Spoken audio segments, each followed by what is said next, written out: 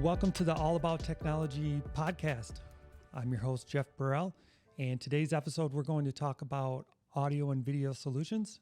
And joining me for this podcast is Ethan Goodsell. Ethan, welcome. Thank you, Jeff.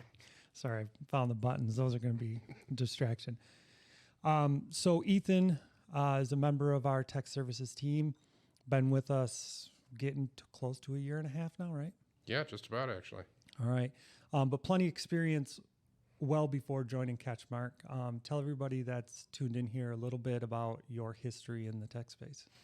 Yeah, so I've been in the tech space as more of a generalist for about the past 10 years or so, specializing a little bit in network engineering, AV systems, conference technology, building design, and structured cable as a whole. When it comes to the networking or AV field, I've done just about all there is to do at this point.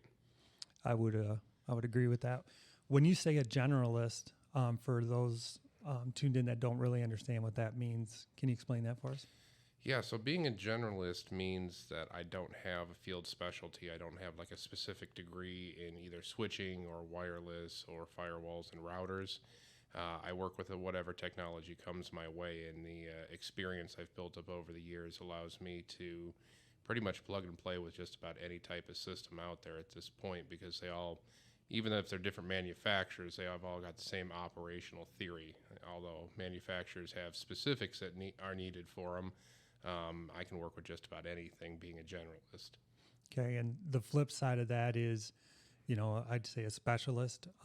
Myself, when I was doing tech, I was really just focused on servers. I knew enough in some of the other areas to do some things, but when it came to troubleshooting networking devices or things like that, there was a whole separate team of specialists for that. Have you been a specialist at any point in time where you were asked to just kind of focus on one thing, and which do you prefer? I haven't done a whole lot of specialist operations. I've filled a few roles in the past where I was specifically a network engineer and kind of reined me into just the networking world. Personally, I prefer being a generalist, especially in the IT field. There is so much in the ever-changing landscape of it. It most importantly means I'm never going to get bored with it, and there's always something new to learn. But I find it allows me to take a much better holistic approach to diagnostics, because I understand start to finish the application or what's needed to make a system run. Yeah, that makes a lot of sense. And with what we do here at CatchMark with such a variety of things, I think everybody on our team benefits from being a generalist. Not saying that having a person who is just into networking wouldn't be valuable, but we wear a lot of different hats, and being a generalist is definitely key to that. That's what allows us to be excellent problem solvers first and foremost. Right on. So let's talk a little bit about audio video. I know there's a lot to it. It's not just some speakers in a conference room and maybe a sound bar or hanging a TV on a wall or a projector. Tell everybody what you think of when you talk about audio video. Well, realistically, I usually break it down into somewhere in the ballpark of 5 categories. In the world of AV, you've got your conferencing systems, which may be a small 3 or 4 person conference room all the way up to a 200 person training or lecture hall. You've got your broadcast-based systems, which are meant for streaming live events or a church service or something like that. Usually they've got more than one camera, a mixing board, a sound integration of some variety. Then you've got your recording studio style stuff where it's all recorded, post-edited, and you're really looking for sound quality, not even so much video in that one. You've got your home AV systems, which could either be a simple 2-room system all the way up to distributed audio video for a very large-scale house or a high-end residence or even business.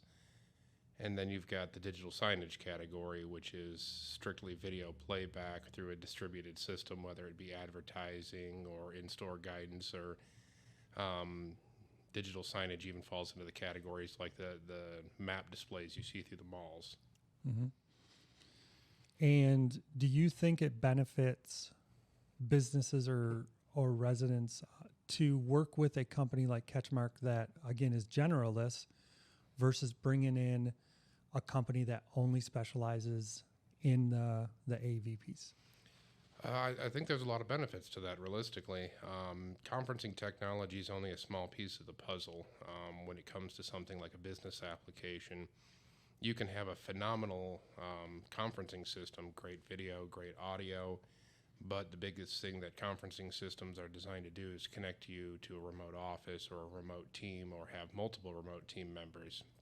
So if that business's network isn't up to snuff, it's still going to be a terrible experience.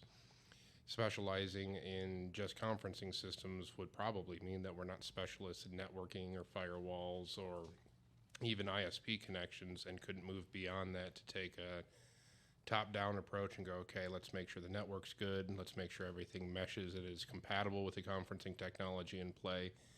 Let's make it an easy to use and an overall great experience. That makes a lot of sense, because most of the audio video stuff is going to be connected somewhere, somehow on the back end to a network. And you can do a great job with the audio video solution, but if the network's not configured right on the back end, it's going to be useless, right? Absolutely. It may manifest in either laggy video or delayed audio, or it cuts out completely, or it'll run great for 10 minutes and then it suddenly dies. Or you may have a problem with the control system for it, because most modern conferencing technology relies on the underlying network for the control platform as well, that actually switches the feeds or controls different aspects of it. All right, gotcha. So what are some of the jobs that you've done over the years that really stick out in your mind? Like, this was an awesome job, turned out great, it was a lot of fun. Or maybe there's some that you're just turned out great, but holy cow, was it a mess and a total battle to get through? So one of the more recent ones that is a personal favorite of mine, that was actually shortly after I joined CatchMark, was the broadcast system we did for the church. They started with a single camera system. They were having streaming issues. The video feed would cut out, the resolution wasn't great, and some of their hardware was starting to fail. We rebuilt the system from the ground up, and in this case, including the network, because the underlying streaming issue was the network. It wasn't fast enough. It was fragmented from 10 years of mismatched parts and different upgrades and different people coming in and just looking at just part of the problem. Well, they had a problem with wireless, so they replaced that. They had a problem with a couple lines in another part of the building, so they put a new line and a switch in, but none of the parts matched. It was hard to track performance. So we redid the network as a whole. We put 3 new cameras up for them, a Blackmagic mixing board, and a full streaming solution where they can easily go camera to camera and point them wherever they want using a network-based PTZ controller. So they have complete control over the zoom and the pan and the tilt of each camera. And then they can seamlessly switch between them during a service, and then it integrates into their soundboard as well. So they've got a direct sound feed into it from the mics, the music, whatever's going on during the service. And that need is fairly new, right? With the streaming of services from church, the churches, we've done work over the last few years with several of them. Really, that kind of came to head with the COVID times, correct? Yeah, absolutely. Without the ability to be in person, you still had to be able to get the service out there. So it's transitioned to one of two things. Either it's fully remote and everything's either pre-recorded or done live, or it's hybrid. Some people come in person now, and some people prefer to stay remote because it's more convenient for them. But now that they've got the underlying streaming systems in place, they can do whatever they want with it, or they could simply just use it to record the services and post them on the website later. Yep. The church that you're speaking about, I know one of the people there, and I can tell you that I've heard multiple times great feedback on what we were able to do, not just on the solution, but the professionalism around you and your team, and just the communication throughout the whole project. That did lead to some additional work there as well, didn't it?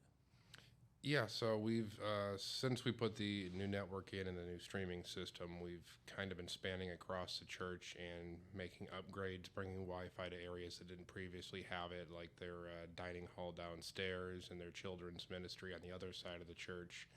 So we've been kind of improving the network as a whole, just one piece at a time as they need it.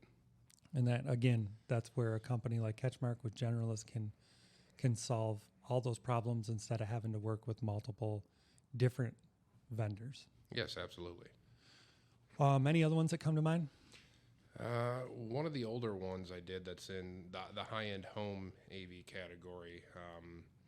I came in after part of the initial system was installed.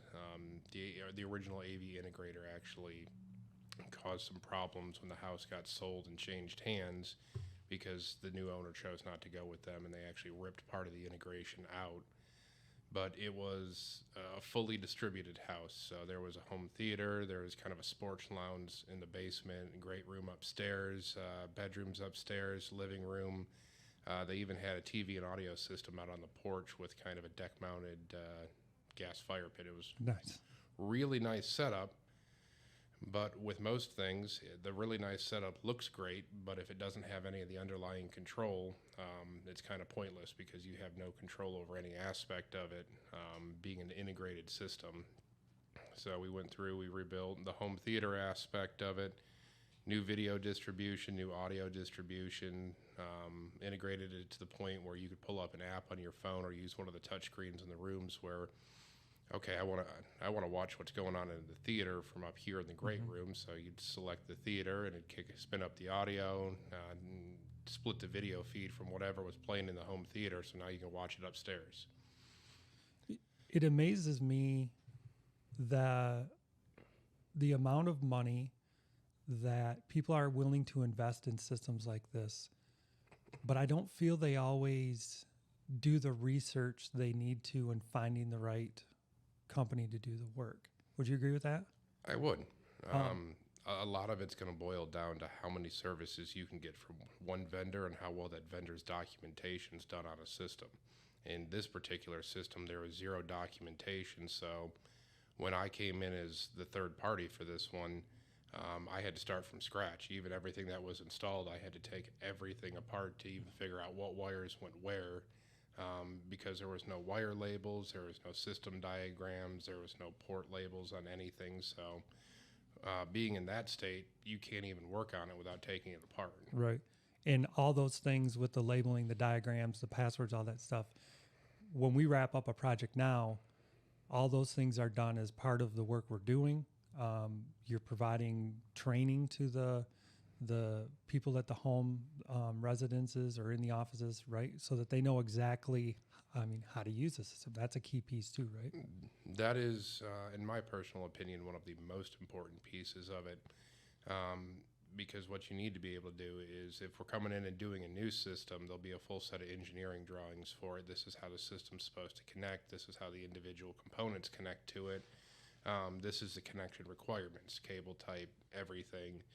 And then when you install it, you have to have a full documentation package, even if you want to be able to maintenance it efficiently of, okay, so we made some changes from the original engineering because we might have found a problem in a wall or a cable path, or one of the integration modules didn't work right, so we chose another one. So the documentation package of how it actually got installed, and then even down to the wire labels of, okay, I know I need to follow HDMI 2 over to the left TV, and it connects back to the mixer. We've had some conversations about this type of stuff as we've gotten projects, and some of the different vendors and companies out there, they don't share all this information. And part of the theory there is, well, if I don't share all this information, I'm doing the work. You're going to have to call me back. I'm going to charge you per hour to troubleshoot your system, or basically to help you. We obviously don't operate that way here. But explain the benefits of the way we do it, because it'd be real easy for somebody, myself as a business owner, or somebody who's listening, be like, man, if you didn't give them all that information, they're going to have to call you, and you're going to make more money, and you're leaving money away. explain why we use the approach we do there. Well, with a lot of that, I mean, that gets into vendor locked territory. We've actually, I had a conversation with a potential client a couple months ago where I was asking him some questions about it. He's like, well, the company that installed it didn't give us any of that. I said, well, we're going to need that to move forward, or we literally got to wipe everything and start over, because if we don't have passwords, configurations, I can't even tell you what it is in its current state. And he goes, well, as a business, would you give that to somebody? I was like, yes, absolutely we would. The overreaching theory there is we're going to provide such a good service package and good quality work and excellence in training, they're not going to want to go elsewhere. But if they do want to, they've got the full documentation to their system. They requested the need, we engineered it, we installed it, but at the end of the day, it's the customer's system. The documentation, the as-built, all the drawings, all the training, that belongs to them, and it should. Yeah, So I agree. even, I mean, in the worst case scenario, just for planning ahead as an engineer, if something were to happen to CatchMark or something were to happen to our internal documentation, they've got to have a copy, or nobody could work on it, period, without a lot of problems trying to come back and go, okay, where do we start with this? Yeah.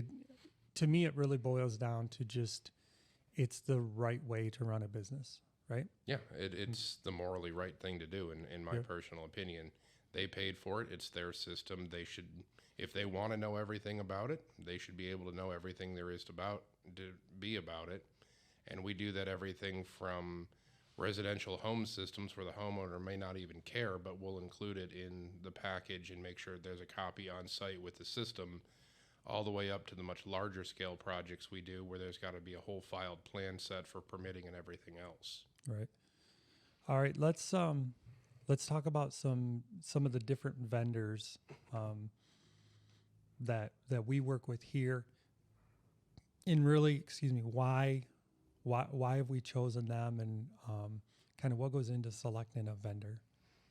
Yeah, so it depends a little bit on application. So if we stick a little bit to the conferencing technology, one of the best vendors in the space is Atlona. It's a company by Panduit, which does structured cabling and a number of other products, but they provide an entire portfolio specifically for conferencing solutions, all the way from the mics, the camera, the video mixers, TV integrations, and then the underlying control software for it, as well as the support for the underlying software, the control, all of the integrations that go into something like that. Over the years, conferencing technology has gone from, okay, I've got a USB camera and a speaker and an HDMI cable for a TV, and we got to fiddle with it for every conferencing solution. And for a small conference room, that may fit a budget, and that may be a perfectly logical solution for it. When you get into the larger stuff, it may not work. The thing you don't want to waste time on is, okay, I got to fiddle with this setting, I got to fiddle with that setting. I can't just plug in and go in 5 minutes before a meeting starts. I'm going to need 15, 20 minutes to even set up, make sure everything's working. So what it's turned into is all-in-one integrated solutions where you could walk into the conference room, it's got a control panel for it. You hit conferencing mode, and it may close the blinds, it may turn the AC on, it may dim the lights, it'll make sure the TVs turn on, the cameras are connected, the audio's at the right level for it, and you've got to plug in one USB cable to your laptop, and you're off and going. Yeah. Or it might be an even larger conference room machine room that's got a dedicated machine, and it'll power that up at that point in time. The ease of use and the ability for anybody, I mean, non-technical people, to just come in, put their computer down, or use a computer in the room and go, is definitely a big part of those solutions. I would agree. And how much is that drive up the cost of a project? Like if you go in and talk to a customer, excuse me, and they're like, well, yeah, we need a conferencing solution in here, and they haven't really thought through all the different use cases, like you've mentioned, and you bring those things up to them, like, well, you could do this, you can do this. Is that possibly going to double, triple, quadruple their cost? And how do those conversations sometimes go? Well, usually with the overall engineering, we start with the base questions of what do you want it to be able to do, not what's got to go into it immediately. So if they tell me, well, I'd like to be able to have one screen that we share to have the presentation up, and one screen so we can see the remote viewers, and we want to plug in a cable and go, that's the point at which we'll start at. And with some of the larger systems, there definitely can be a little bit of sticker shock. But the way we navigate those is, okay, so what do you want it to do? What's your ideal scenario? And then it boils into how long it's going to last too, and how long it's going to be supportable. So this is a one-time investment for you guys. You're going to have all the conferencing technology you need. And now, because we're using a single point vendor for it, should anything change, or we need a replacement part, or you need an add-on module, say you wanted window controls later on in the system, all of that's going to be available for the full lifespan of the system, which is usually 5 to 7 years for the higher end ones, is how long that kind of hardware can last. And we'll actually have the ability to go in later on and add parts because the vendor guarantees compatibility on the platform for the entire lifespan of it. So you mean after we put a solution in, conference rooms layouts can change? Yeah, absolutely. It doesn't just go in and stay that way for 5 years, right? Like, I've actually not seen a conference room stay in the same design for more than 2 to 3 years max at this point. A lot of them will start with a smaller solution. We've got one TV, we've got one camera, we've got one audio system. And later on, they'll discover that, hey, we actually wanted 2 TVs. We want mics at the head and the back of the table. We want surround audio for the room. We've put a bigger table in, or we want to be able to connect newer, higher resolution devices. All of those are design changes. Goes back to our documentation step too. We know exactly what's there, so we can easily tell them what can be added to it. And then you go through and you add parts instead of changing it as a whole. That's the problem with a lot of the smaller out-of-box solutions is you go to add more to it and you got to replace everything, not just add to it. Yep, that's true. All right.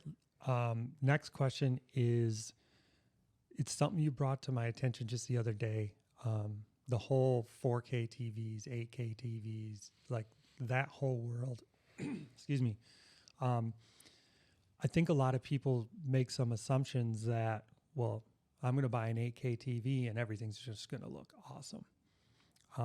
Explain that technology a little bit and why, people need to really look at that in a different way than they may think. Well, for the most part, depending on what resolution you get is not actually necessarily what's going to be played on it. Like right now, mainstream's considered 4K. 4K has become common terminology, common technology. You've got a Blu-ray player, or you've got some streaming services, and you've got a 4K TV, and with actual 4K media, it does look a lot better. Depending on what you've bought, that 4K TV can also make lower resolution stuff look better to a point. A lot of newer platforms use what's called a video upscaler engine that's actually in the TV. It's a special chipset that'll take a lower resolution and help translate it into what the TV's resolution is. But even when 4K TVs came out, 4K media and the content wasn't a common thing yet. Most of us, at least at my age, remember going from VHS to DVD to Blu-ray and then to streaming services. None of them started at the high resolution. Like when we went to DVDs, 720 was still pretty common, and that could be played on just about any TV. And then we got the 1080p resolution TVs when it started becoming more common. And then even DVDs at the point, most of them were still lower resolution than what the TV actually was. And I know personally, I remember seeing it when you played a 720 or a lower resolution DVD, even on the 1080s back then, it actually made it look worse. Now, with the 8K, the TV's actual resolution, it is at 8K. But if you look out on the market, there's not a player for 8K yet. It'll be coming at some point. We're just getting into the higher end cameras that can shoot in 6 and 8K, but 8K is not mainstream yet. A lot of people's home internet connections aren't even fast enough to stream true 8K video. So we're still at the 4K point. So whereas your TV's 8K, but by the time it becomes mainstream, your TV is probably going to be outdated at that point. And it does have the ability to upscale a little bit, and it looks pretty crisp, but realistically, you're still only playing 4K content on it. So to a point, you got to consider, is the extra cost of the latest and greatest 8K technology even worth it at that point? And especially for, if you put it in a conferencing technology solution, I wouldn't engineer an 8K TV into it yet because the extra cost isn't yet worth it. And most of what we do in the conferencing world is only going to be at 1080. Most systems don't actually stream in 4K, even if they may display it. It gets compressed to closer to a 1080 stream for most conferencing applications because that's what the most efficient use of the internet connection is. Is this a big problem where people just don't understand this, or is it something that maybe just, I mean, I'll be honest, I didn't think about all this when we had our conversation. So is it common that you see people that just don't understand this, or is it just Jeff doesn't know what he's talking about? No, it is a real common thing. A lot of people just pay attention to the media terms. The latest and greatest is this amazing 8K TV, but there's not a whole lot of information about what goes into it and what the difference is between, say, a 4K even are. Mm-hmm. It's just the latest and greatest marketing gimmick, and it's cool, so you got to have it. Right. Whereas the actual engineering, you're looking more for overall system performance versus how much resolution you can pass to a TV.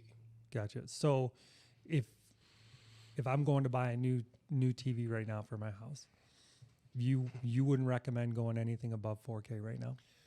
Right now, I don't really see the point especially from a system installer standpoint. I usually don't plan on keeping a TV for more than 3 to 5 years. Mm-hmm. This isn't like the tube TVs old where the thing's going to run for 20 or 30 years and it's going to be a tank. Most modern TVs, you can get a decent 5-7 year lifespan out of them, but as technology changes, you're eventually going to want to upgrade. So I'm of the opinion, pick the more budget-friendly TV, something that's got all the features you need at that time. And then when the technology becomes mainstream, like when 8K becomes mainstream for players and video formats and streaming services, then get an 8K TV. All right, gotcha. And you know, I'll speak for us here at CatchMark. Is one of the things that we focus on is helping people. So whether it is an office solution or a home solution, any type of solution that somebody just has questions about, they can reach out to us, and we'd be happy to, you know, spend some time talking through that with them and making sure they're educated. And even if that's just a conversation and they go on their own and do the work by themselves, it's still something that we'd be willing to talk to them about. Right? Oh, absolutely. Educating is part of the job in the IT field for any IT professional, mm-hmm. in my opinion. So if they just walk away with a little more insight into what's out there, that's great. They walked away with some more knowledge. If they want some more help and they want us to actually help with the installation phase, that's great too. We're more than happy to help in either capacity. Right. Last question I have for you before we wrap this up is there any job that you haven't done yet where you're just like, will somebody please ask us to do this? I'd have to say a large-scale digital signage project for either a multi-site or a much larger scale building. Digital signage is really coming into its own, and some of the new solutions we've got available make the media content so much easier to manage. And we're starting to get into the interactive signage where you can actually walk up. It's a touch screen. You can select between different menus or different maps depending on the building size, or look at different things, advertisements or resellers, business hours, things like that. Those are becoming a lot more fun than they used to be because they're a lot easier to control and integrate now. So when you talk about the interactive ones, I've seen some McDonald's where you can go in and instead of ordering at the counter, there's a giant screen and you touch and order your food there. That's the type of stuff you're talking about with the interactive, right? Not quite order-wise. That's what would be considered a very customized solution, because it connects to the actual host company's ordering system. Right. Digital signage would more be limited to just different things you can play, like menus, hours, all of that kind of stuff.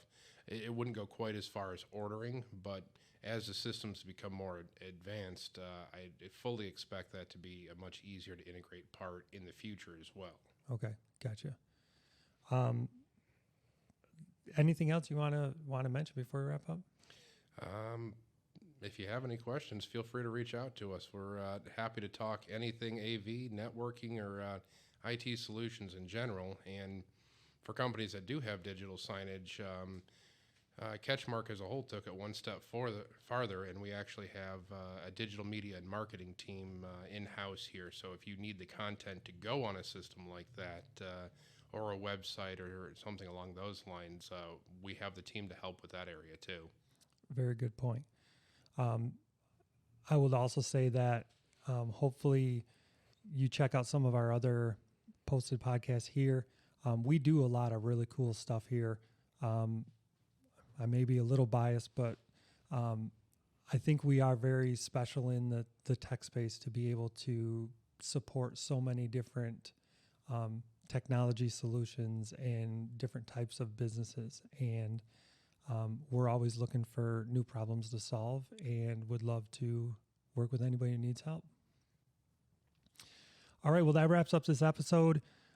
Check out our YouTube channel for more episodes, our Facebook page, CatchMark IT, and we hope to provide you more content that's helpful in the future. Ethan, thanks for joining me today. I appreciate it. My pleasure, Jeff. And again, I'm Jeff Burel, host of the All About Technology podcast. Thanks for tuning in and have a great day.